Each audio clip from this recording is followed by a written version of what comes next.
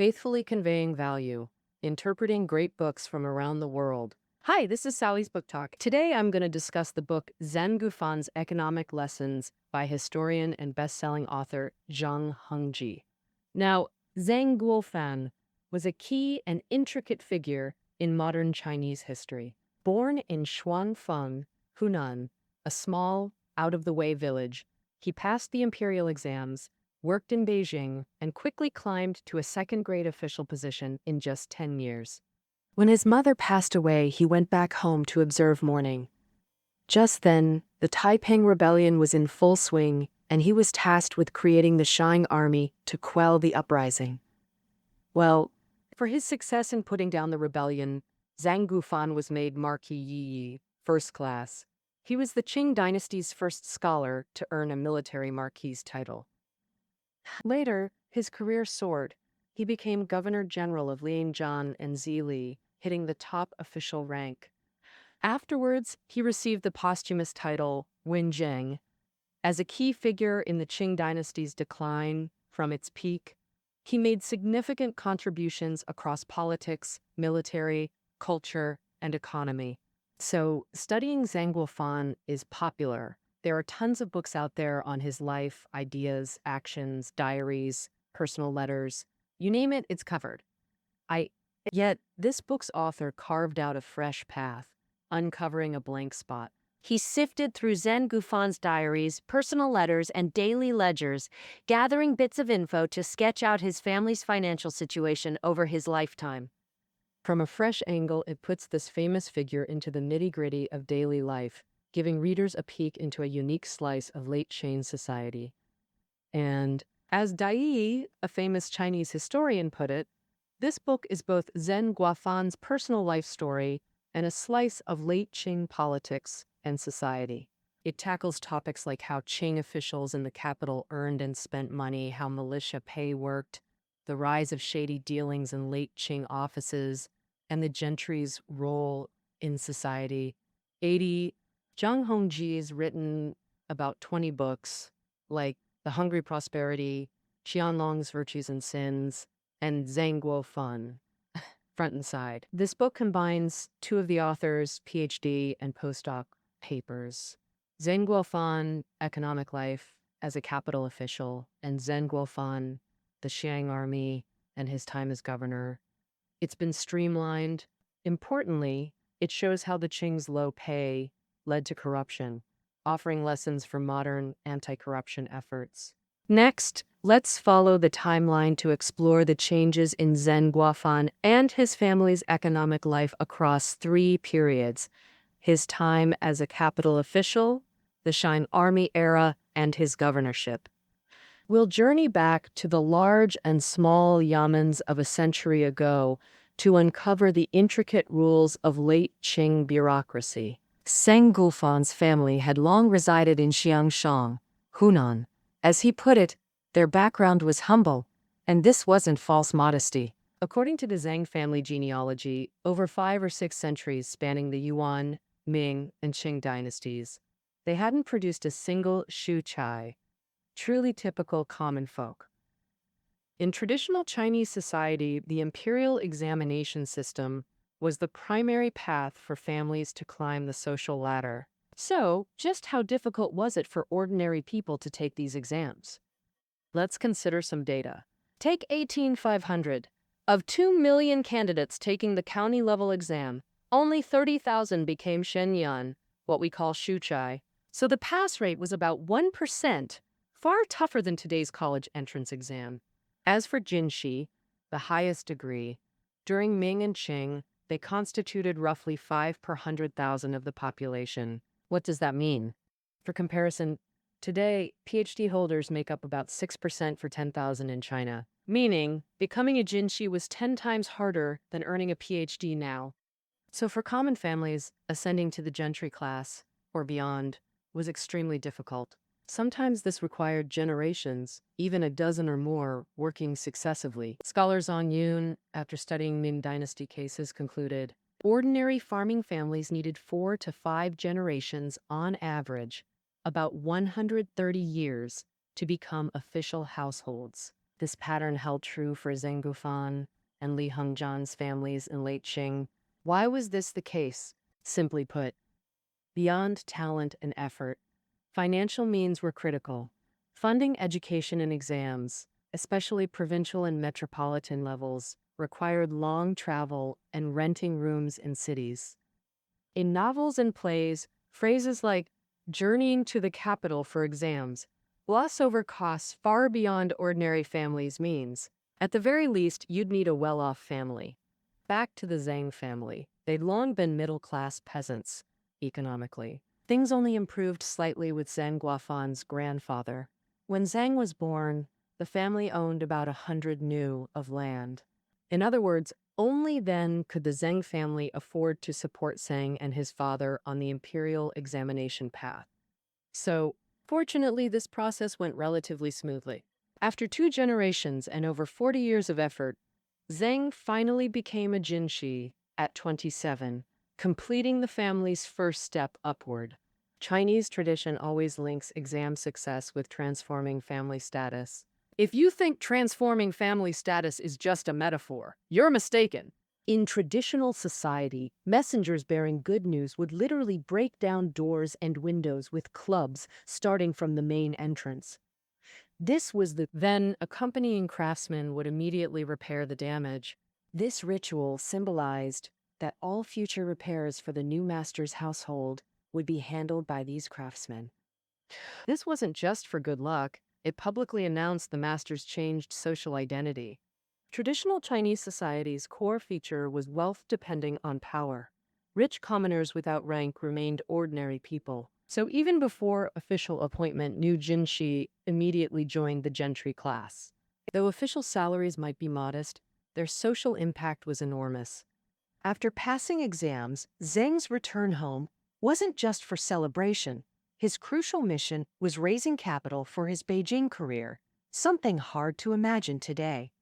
Despite exam success and imperial appointment, travel to Beijing, housing, official robes, servants, all required startup funds the state didn't provide. Even as a Hanlin official, his salary would be pitifully low. So to actually become an official, the new jinshi had to raise these funds personally.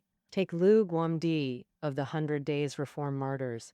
He almost couldn't take office due to poverty. Zeng's Beijing career began with long journeys seeking autumn breeze, a euphemism for soliciting financial gifts.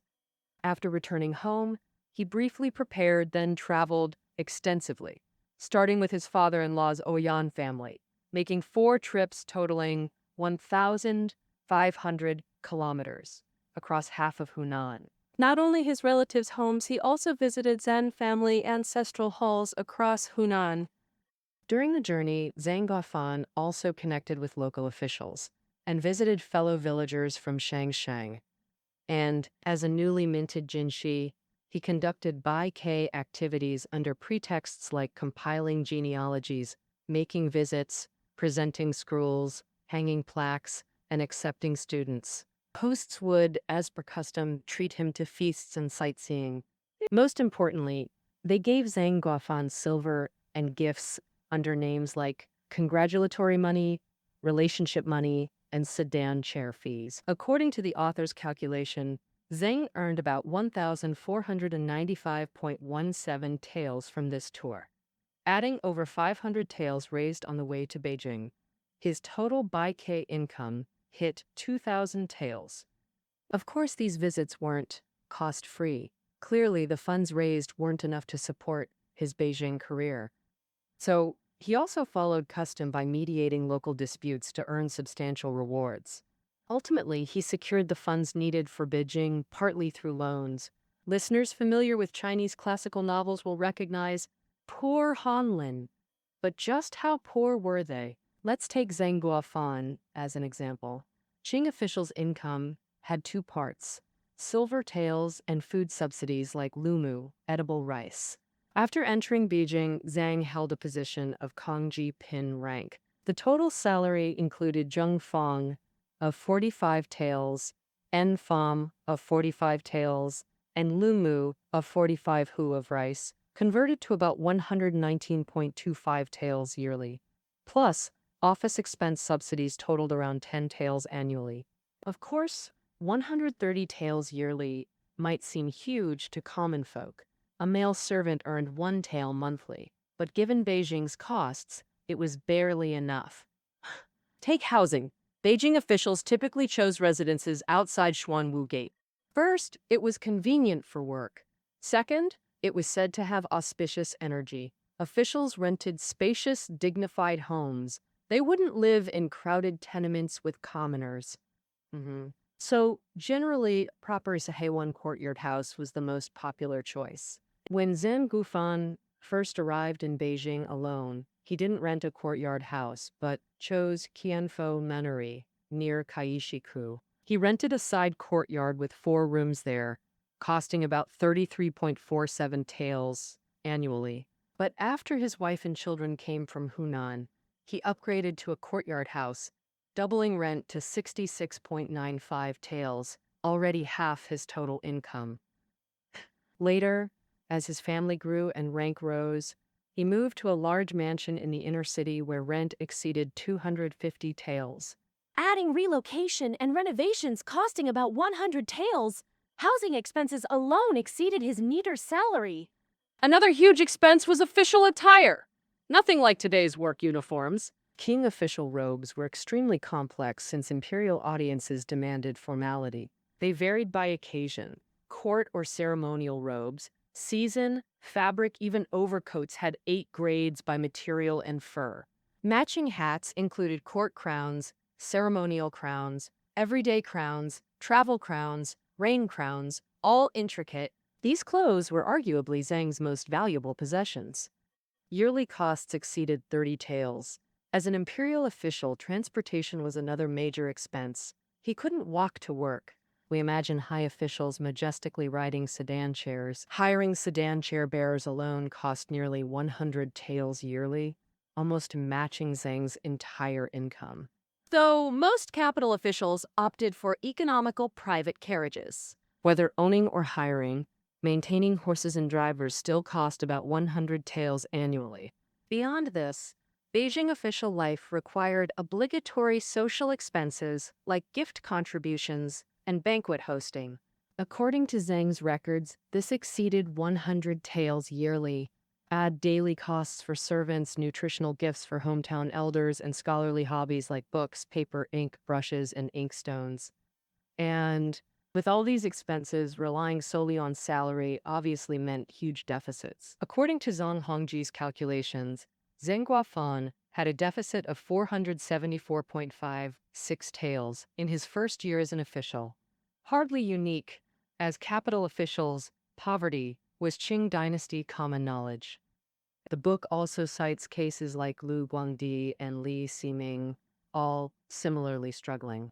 So how did capital officials cover these shortfalls? First, most capital officials worked in clean water offices with few corruption opportunities, unlike local officials.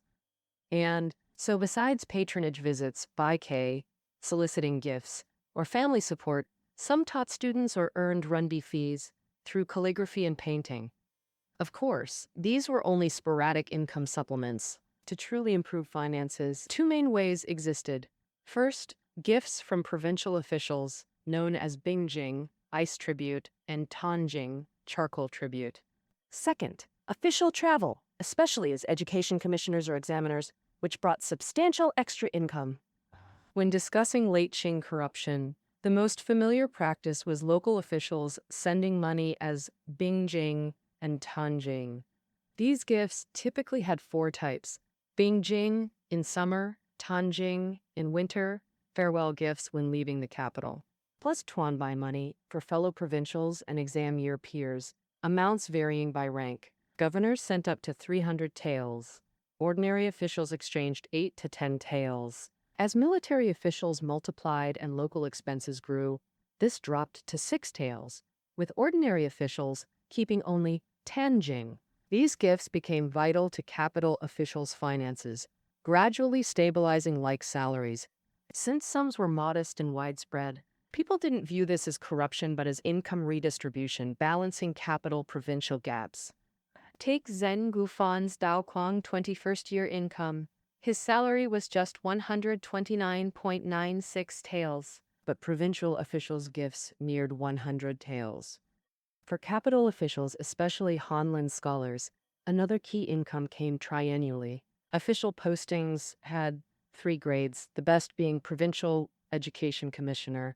One term could yield 30,000, 40,000 taels in large provinces, about 10,000 in smaller ones. Second-tier postings were as chief examiners in provincial exams, earning several thousand taels per assignment. This was the most crucial financial lifeline for Hanlin scholars during their capital service. However, becoming provincial chief examiner required passing qualifying exams. After 2 years of effort, Zeng Guofan secured the Sichuan chief examiner post in Daowang's 23rd year. The Sichuan assignment alone brought 2,400 taels from public funds and gifts, plus 400 taels state-stipulated travel expenses, 500 from students, and personal gifts from officials. Zeng suddenly received over 6,000 taels, not counting luxury fabrics, medicines, and local specialties. This posting completely resolved his years of Beijing financial struggles. Zeng used this chance to clear all Beijing debts at once. He even sent 600 taels home, his first remittance, helping settle the family's long-standing debts. He generously gave 400 taels to fellow provincials and relatives. However, we must note, such opportunities weren't frequent. They couldn't fundamentally solve Zeng's Beijing financial woes. Despite 7 promotions in 13 years, debts persisted throughout his capital service. When needing to return home for parental mourning, he discovered he couldn't even afford his family's travel expenses, leaving Beijing debts unsettled. Only years later, as a provincial governor, did he finally clear all obligations. Overall, Zeng's Beijing career was remarkably smooth sailing. And 7 promotions in 10 years, from ordinary jinshi to vice minister of rights, equivalent to today's vice ministerial rank.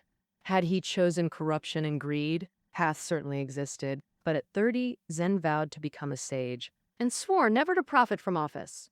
This commitment trapped him in mounting debt. Thus, under the Qing's distorted financial system, an official determined to stay clean and law-abiding faced immense economic pressure. Zeng survived his Beijing years through Neo-Confucian self-restraint against temptations, maintaining personal integrity. This discipline became foundational for his lifelong official restraint. On December 13th, Xianthing's second year, while mourning his mother at home, Zeng received an imperial edict. The Taiping Rebellion's northern advance demanded response. The imperial court ordered him to assist in organizing provincial militias, managing locals, and suppressing bandits. Zeng Guofan answered the call.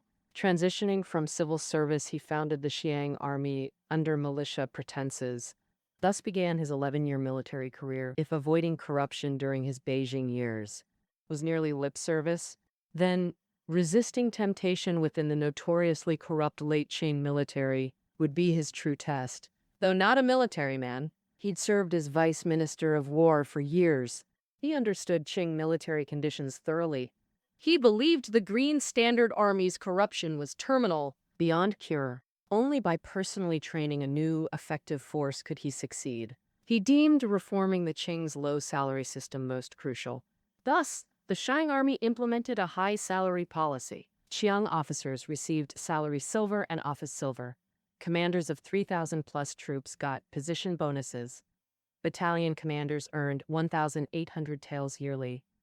3,000 troop commanders, 3,000. 5,000 troop commanders, 4,200. 10,000 troop commanders, 5,000. 4,000 troop commanders. Compared to state troops, a 10,000 troop Xiang commander earned 5.6 times a provincial commander's salary. A 5,000 troop commander made 12.8 times a mid-ranking officer's pay. Even Zeng himself admitted these salaries were excessively generous. How is this funded?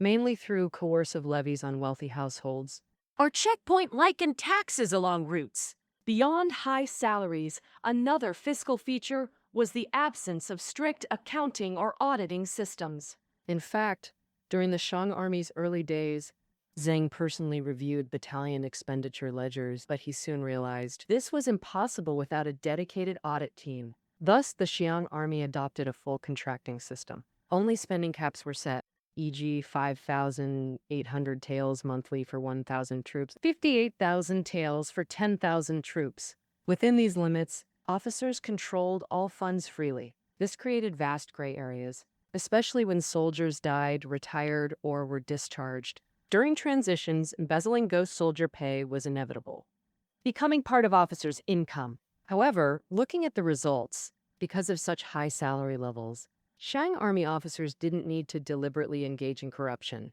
They could still become wealthy.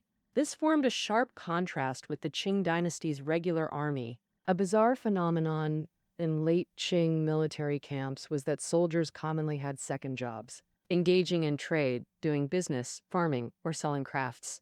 Each had its own merits. Openly and without concealment. Usually only when it was their turn to be on duty would they spend a day in the camp. As a result, the combat effectiveness of the troops was predictable. The root cause of this situation lies in, similar to the low salary system for civil officials, the late Qing military implemented a low pay system. In the early Qing period, prices were low. Green Standard soldiers earned 1.36 taels of silver per month, plus 3 due of rice. It was barely sufficient, just enough to barely sustain a livelihood. However, by the late Qing, prices soared. The purchasing power of the same income had decreased by 70 to 80%. But the Qing court rigidly adhered to ancestral regulations. The standard of never increasing taxes. Military pay was never adjusted. Plus, officers at each level deducted portions, resulting in soldiers being unable to meet daily living needs, forcing them to find other means of livelihood. Officers were busy embezzling pay, pocketing ghost soldier salaries, even leasing military land, smuggling, and protecting illicit goods, causing devastating damage to the Qing military. Qing army officers all became so wealthy. Then, as the supreme commander of the Qing army, based on the salary for a 10,000-troop general, Zeng Guofan's annual income could reach 5,400 taels. This was 7 to 8 times his salary as a vice minister. Zeng Guofan led troops for over a decade. Just the legal salary portion was no less than 64,800 taels. Additionally, another important gray area was that the Qing army's finances were self-funded, meaning the Qing army could solicit donations and liken taxes, setting up checkpoints to collect fees. Using salt monopolies, liken taxes, demanding provincial coordination, and other methods to raise necessary funds, Zeng Guofan could personally control all financial income and expenses for this money without reporting to the Ministry of Revenue. According to statistics over more than a decade with the Xiang army, Zeng managed military funds totaling about 35 million taels. If he had even a slight desire for greed, accumulating a fortune of 1 million taels would have been effortless.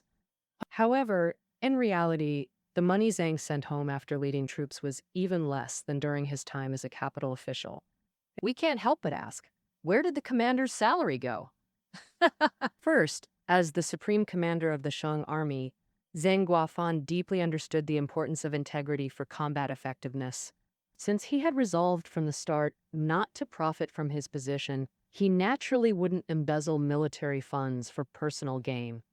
To some extent, Zeng Guofan even treated this as a personal test for himself.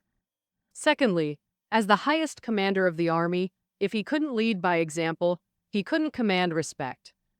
Not only was he personally incorruptible, but he also severely punished corruption in the army, reporting it to the court and demanding punishment once discovered. So you might ask, as the Shang army's supreme commander, even without embezzling, he had a hefty salary. Where did that money go? In reality, Zeng Guofan didn't receive a fixed stipend like ordinary generals. At least so far, we lack evidence proving otherwise. He drew expenses based on actual official needs. Innovative, transparent governance.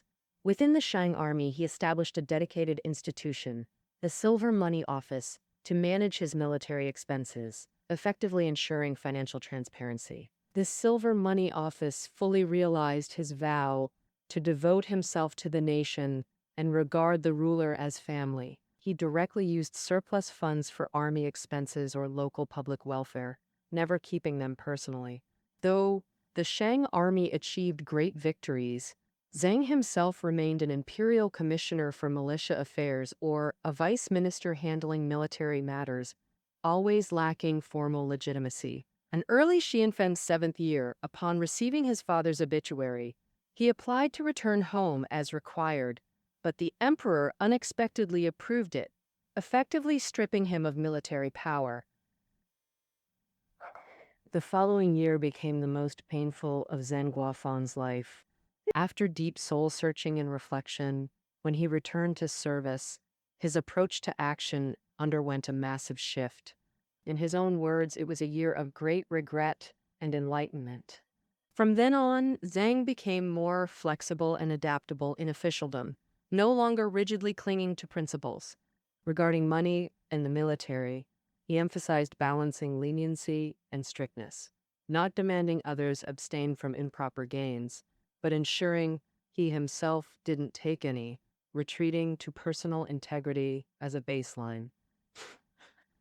As Zeng's attitude toward money shifted, the Zeng family in Shangsheng began a qualitative transformation. Zeng Guofan's brother Zeng Guofan also followed him into military service. Zeng Guofan was outgoing, bold, daring, and impulsive, utterly unlike his elder brother's cautious, prudent nature. Before the year of great enlightenment, Zeng Guofan imposed strict constraints on his brothers, but after this experience, he stopped demanding family members live ascetically like him, only hoping they wouldn't go too far. This might also relate to his firsthand understanding of family financial struggles during his year at home. With Zeng Guofan turning a blind eye, Zeng Guofan grew increasingly unrestrained, plundering every captured city, shipping loot home throughout his military career. Zeng Guofan's infamy for greed overshadowed his achievements. Generous salaries and gray areas let Shang commanders, honest or not, amass fortunes rapidly. The swift rise of Hunan's military gentry even eroded Changsha's traditional folk customs. As Xiang commander, Zeng could have easily enriched himself, but his integrity cultivated excellent generals and a unique army ethos. After losing military command, Zeng's mindset shifted profoundly. His balance of leniency-strictness created prosperity for generals but poverty for himself. During the Xianfeng 8th year family division, Zeng received only Honjing Tong residence and 55 mu of land. Unlike Novo-Reach Hunan gentry, he preserved old gentry's moral dignity. Yet the Xiang army's later discipline collapse directly resulted from Zeng's shift from strictness to leniency.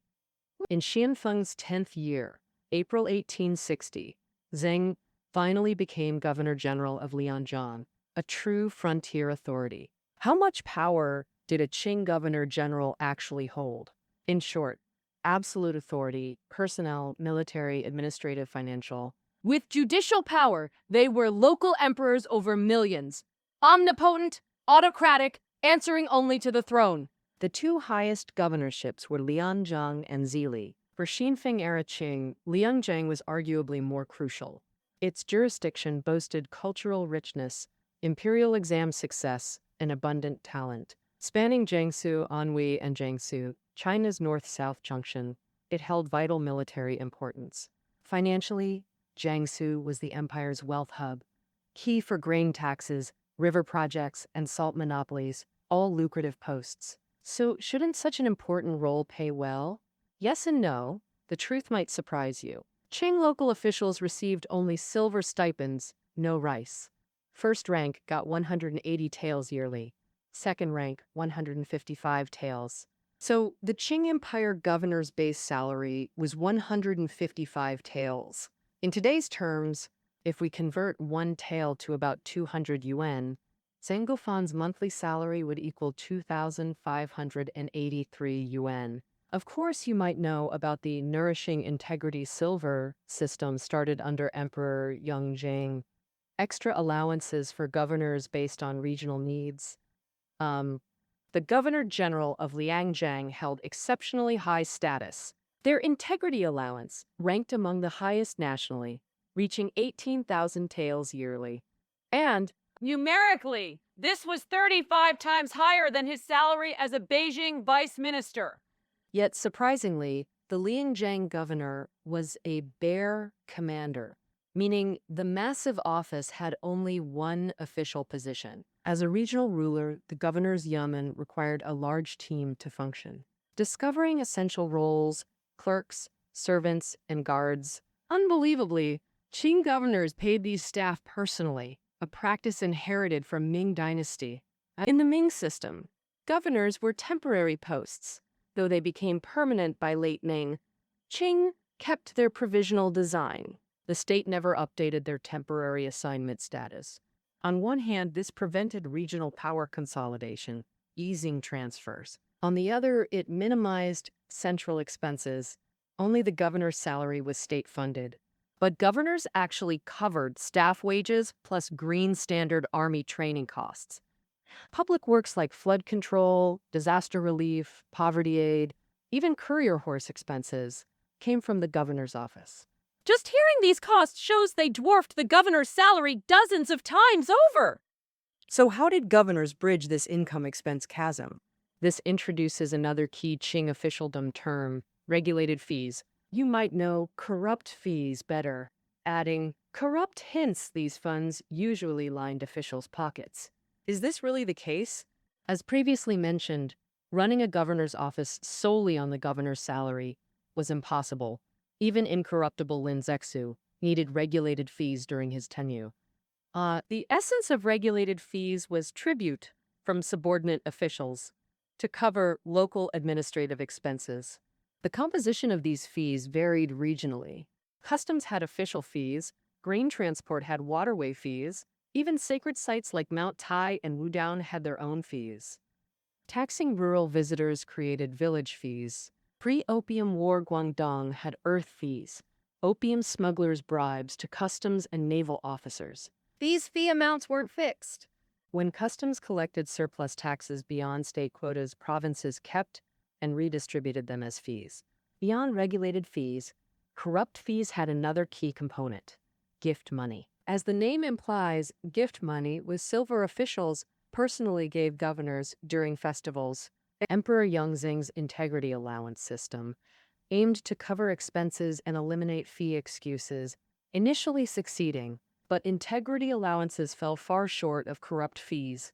By Jia Qing's reign, withheld allowances caused massive fee resurgence. Records show late Qing Liangjiang governors earned 300,000 taels in corrupt fees, an astronomical sum. So, how did Zeng Guofan, as Liangjiang governor, handle this chronic corruption? As frontier governor, Zeng immediately pursued his lifelong vow, solving the fee problem where possible. En route and after arrival, he first abolished welcoming rituals, refusing banquets, gifts, even military parades and firecrackers.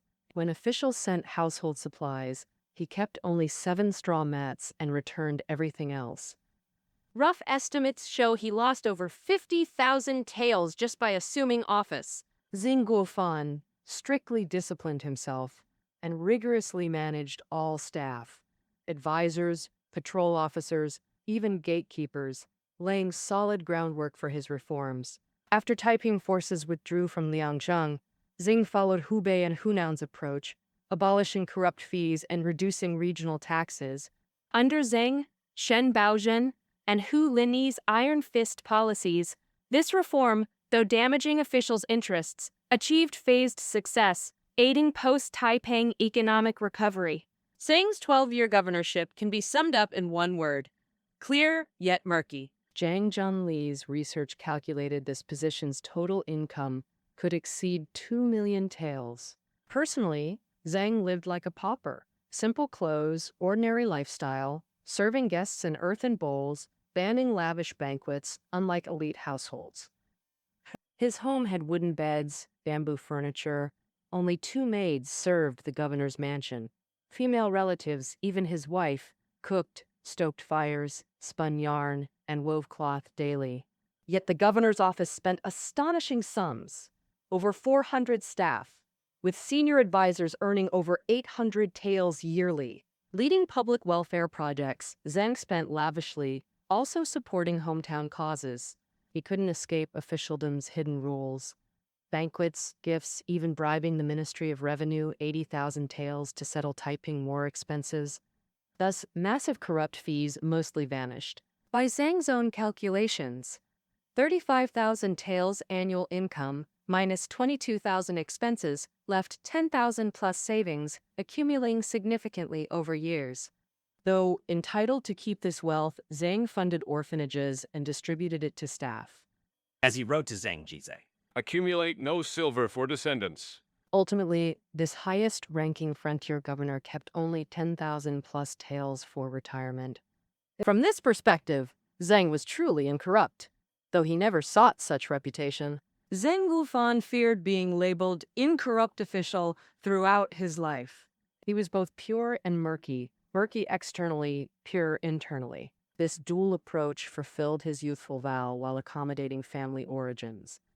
The Zeng family's rise from commoners to elite gentry mirrored his journey, one pursuing substance, the other reputation, jointly advancing prosperity.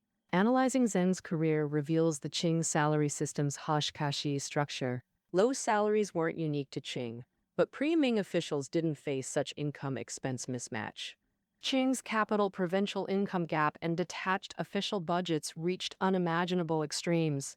Historically, informal fiscal systems often replaced formal arrangements post-dynastic founding. Reforms targeting these systems typically backfired. Public burdens dropped briefly, then surged higher. We may draw several insights. First, high pay doesn't ensure integrity, but unreasonably low salaries guarantee corruption. Second, effective oversight is essential for clean governance. Third, solving corruption requires fundamental institutional reform. That concludes our discussion of Zeng Guofan's economic lessons. Reading notes are below the audio. See you next time.